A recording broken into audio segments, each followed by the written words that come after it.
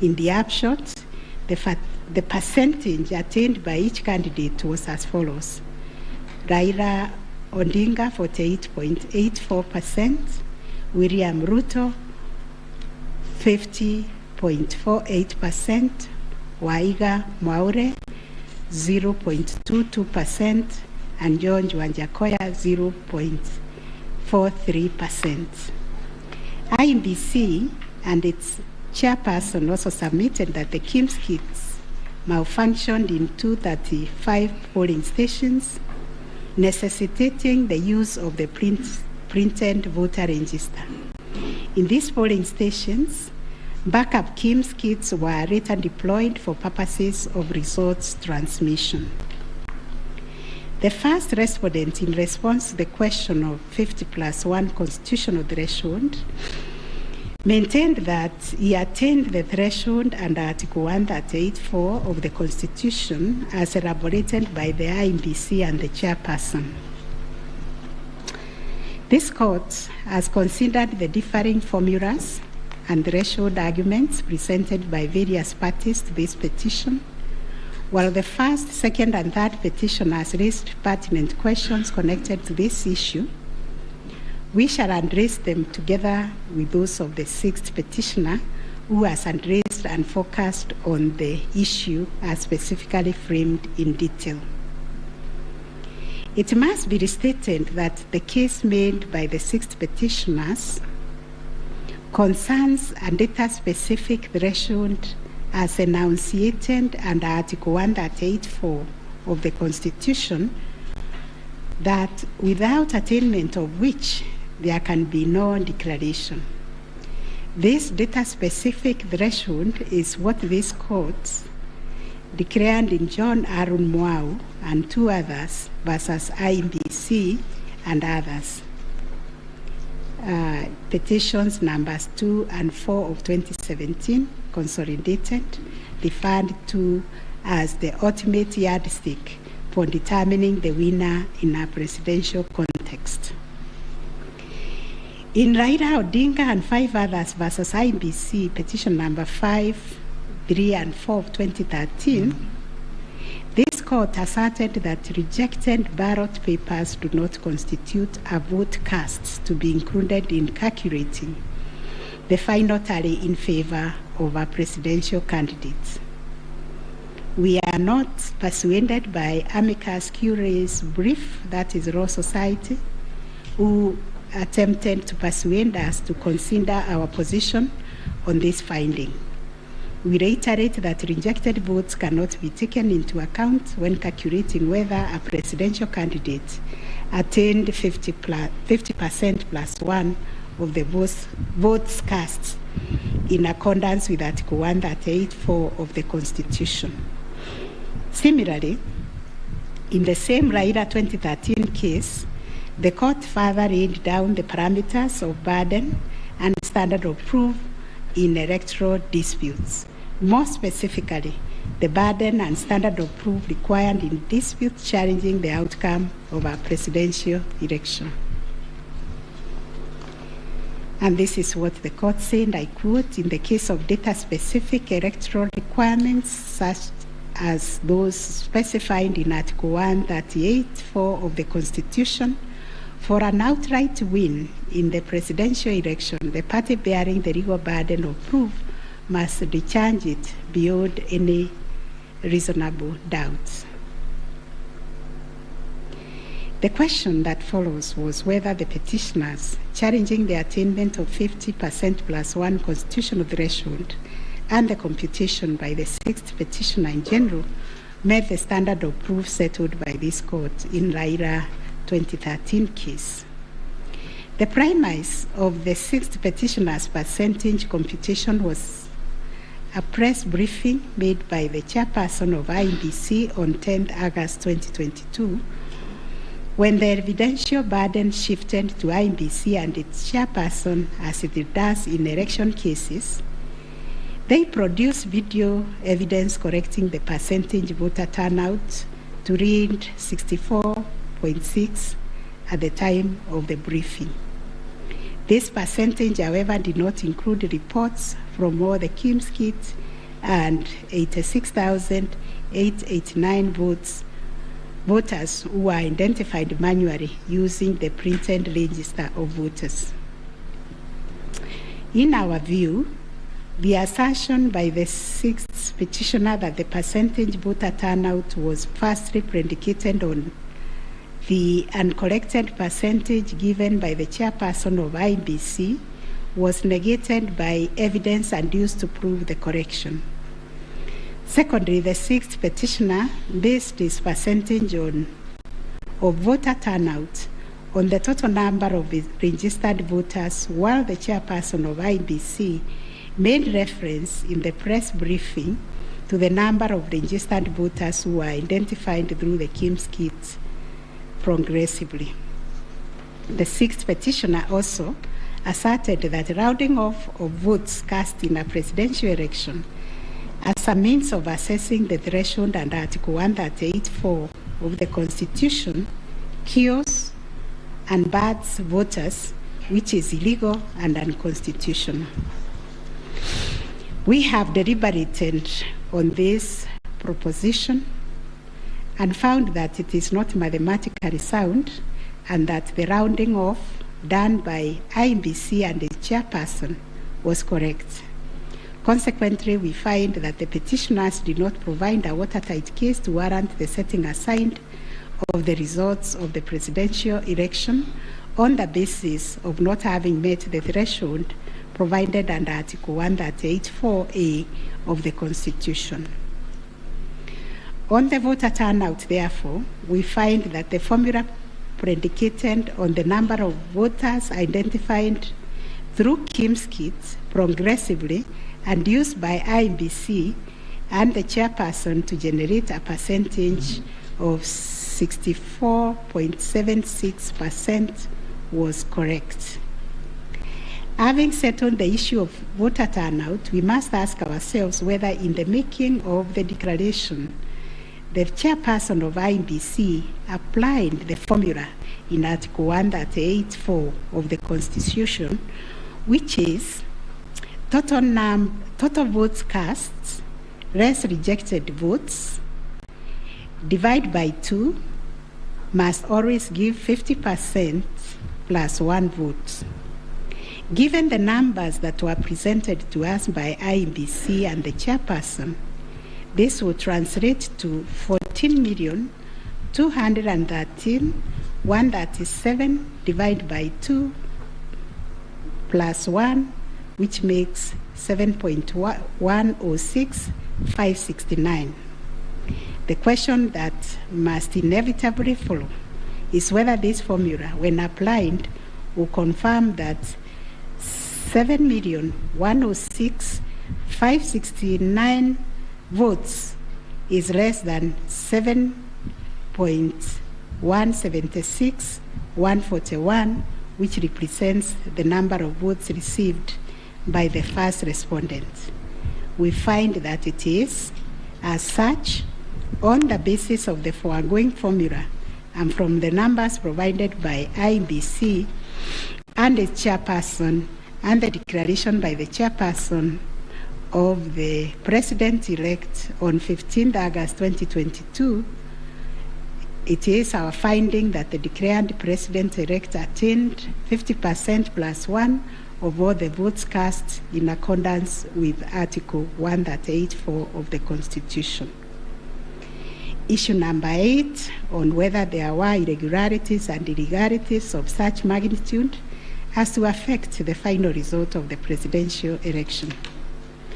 Although the petitioners have provided numerous averments pointing to possible irregularities and illegalities marked by failure of technology, arranged voter suppression, printing and utilization of Book 2 of 2, EU preparation by the IEBC and its chairperson, commission indiscretions, transposition anomalies, agent absence, and many others, we are of the view that the pointed illegalities and irregularities were not of such magnitude as to affect the final result of the presidential election. We will delve deeper into the details of this issue in our recent judgments. Last issue, what reliefs and orders can the court grant?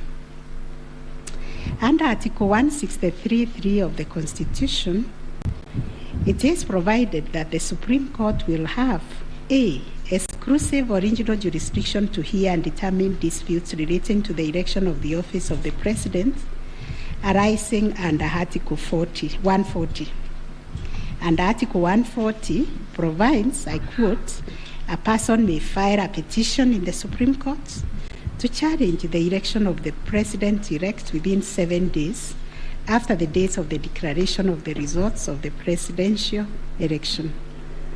2, within 14 days after the filing of a petition under Clause 1, the Supreme Court shall hear and determine the petition, and its decision shall be final. If the Supreme Court determines the election of the President-elect to be invalid, a fresh election shall be held within 60 days after the determination. In exercising its jurisdiction pursuant to these provisions, the court sits as an election court with a mandate to determine the validity or otherwise of the election of the President-elect.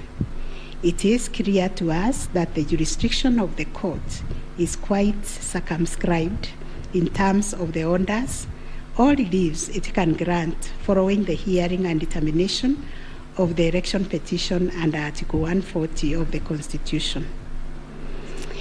In the event the court determines that the election of the President-elect is invalid, it must make an order nullifying the election.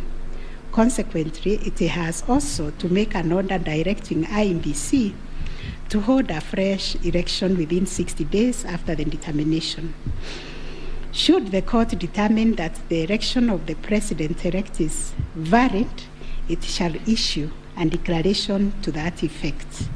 The court has then, as a matter of course, to make an order dismissing the petition with or without cost, as the case may be. In the strict sense, therefore, these are the only orders that the court may make under the Constitution. The court cannot assume jurisdiction that goes beyond the purview of Articles 163(3) and 140 of the Constitution. However, nothing stops the court from issuing orders or reliefs by way of recommendations. Indeed, since 2013, this court has issued many recommendations arising from the determination of 3 petitions challenging the election of the President-elect. The recommendations are meant to improve our electoral landscape and hence aid in the development of our democracy. In this regard, this court has been greatly aided by the contributions also of the amici curiae, and the court places a heavy premium on those briefs that were filed and those which were admitted. The final orders made by the courts. This is a unanimous decision of the court, and we make the following orders. 1, the presidential election petition number E005 of 2022 as consolidated with the presidential election petition numbers E001, 2, 3, 4, 7, and 8 of 2022 are hereby dismissed. As a consequence, we declare the election of the first respondent as President-elect to be valid under Article 143 of the Constitution. This being a matter cutting across the public interest, we order that each party do bear their own costs. It is so ordered. And finally, the court has asked me to also acknowledge, although we'll do it in the long draft, the enormous contribution made by counsel in these proceedings, and also the orderly way the counsel, all the advocates and parties conducted themselves. They remained seated throughout the proceedings. That is the judgment of the court, a unanimous one. We shall issue a media summary to help the media summarize the case. I think that is all. Thank you very much for coming.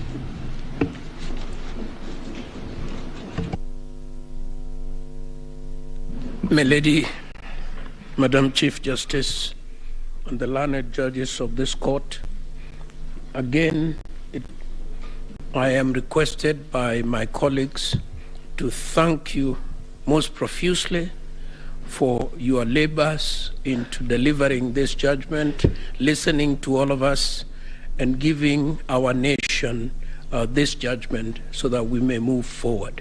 Thank you, and God bless you. It may please the court. It is not true that I asked the Attorney General Emeritus to talk on our behalf. Next time you should talk to me. Let me similarly, on behalf of the lawyers for the counsel for the first and second petitioner, thank the court. It has been a journey, worthwhile journey, sitting through these proceedings, and we thank the court for your patience and for the delivery of this judgment within the time stipulated. We thank you.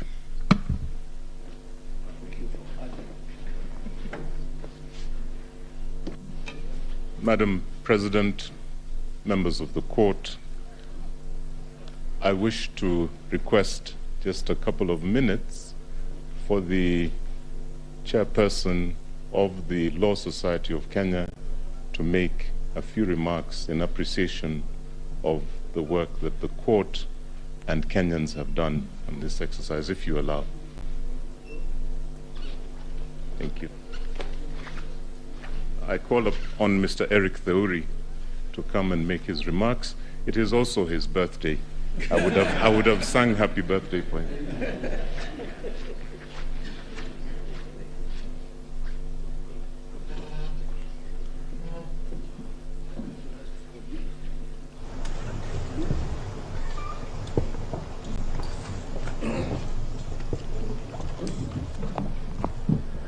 My Lord, the Chief Justice of the Republic of Kenya, the President of the Supreme Court, the Deputy Chief Justice, and all the Justices of the Supreme Court, I think it would only be fair that I make my remarks after counsel for the respondents, Senior Fred Ngatia, makes his remarks to the court.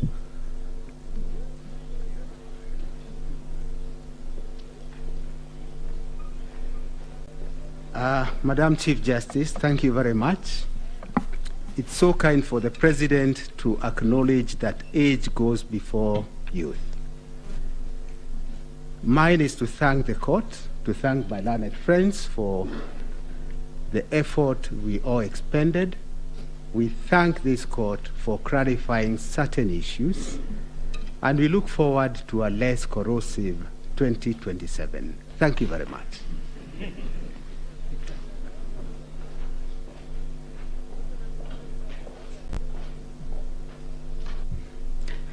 Madam Chief Justice, Madam Deputy Chief Justice, it's so nice to have two madams at the same time, and members of the court. Since there are only men talking, I decided that I should become a woman and talk. It's becoming too much of a male affair in here. But on behalf of I think we were the third petitioner, I wish to thank you, and you've clarified the Regulation 87.4, which I was feeling very passionately about, that it was unconstitutional from what I've heard. But thank you very much for the time you spent, and we do apologize if at times we looked like hooligans. I mean, you have said we behaved well, but we didn't behave as well as we should have. But thank you very much for your time and for delivering this judgment.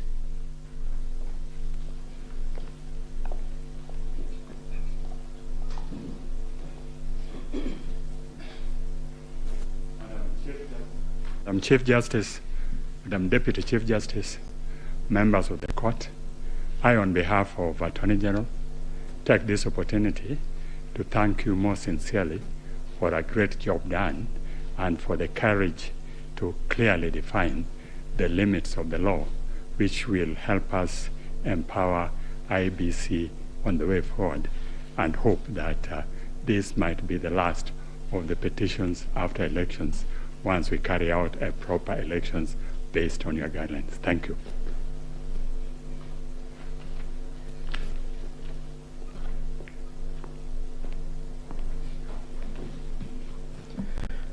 The Chief Justice and the Justices of the Supreme Court, on a light note, my members would be extremely worried if we take the submissions of Senior Counsel Orengo that this should be the end on account of fees. But Lady, the Chief Justice, on behalf of the Law Society and all the members of the society, we wish to first of all take this opportunity to thank the court in the manner in which it has conducted these proceedings, extremely efficient, especially in light of the really short and strict timelines that you've had. But the management of the proceedings, the manner in which the court adopted a somewhat inquisitorial nature to the conduct of these proceedings is something that as a society we have noted, and we wish to commend the court. And we do hope that the other courts, as they determine any petitions, election petitions that will go before them, will similarly adopt such inquisitorial attitude, so that we try and really enrich the process that these proceedings intend to achieve. Secondly, I wish to also thank the council, all the advocates who have appeared before you. They have demonstrated extremely high standards of decorum and courtesy, and have also demonstrated a flair for persuasion of the court, including the use of PowerPoints, and of course the now famous Pinky Pinky Ponky mimic. But all that really, I'm sure, has demonstrated, especially to the younger members of the society, how to conduct themselves before the court and how to really prepare a persuasive brief. And we thank all the advocates who appeared before this court for the good work that they have done. And of course, as a society, we feel extremely proud that they have been able to raise the profile of the advocates in this country a notch higher from their presentation. So, my lady and my lord, it's not lost to us that at the end of these proceedings, and once we are able to get your judgment after 21 days, that it is democracy and the Kenyan people who are the winners. The decision today, in a way, validates the choices